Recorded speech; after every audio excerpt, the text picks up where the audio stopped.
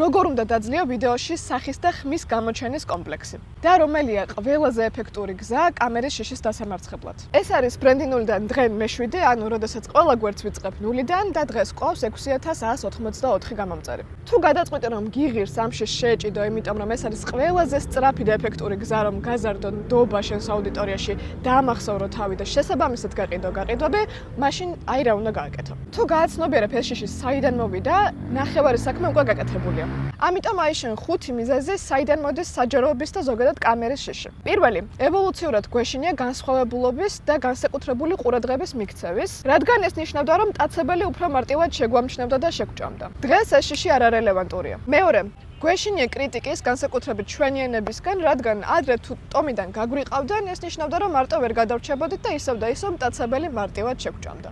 მესამე, ერთნაირად გვეშინია წარუმატებლობისაც და სინამდვილეში წარმატებისაც, იმიტომ რომ ორივე განსხვავებულია და ორივე უცნობია. და ჩვენი ტვინისთვის უცნობი კარგიც და უცნობი ცუდიც ერთნაირად ცუდია. ჩვენი ტვინი მომართულია გადარჩენაზე და არა წარმატებაზე. მეოთხე, გვეშინია სიმართლისთვის თვალის გასწორების, ისევე როგორც სასწორზე დადგომის.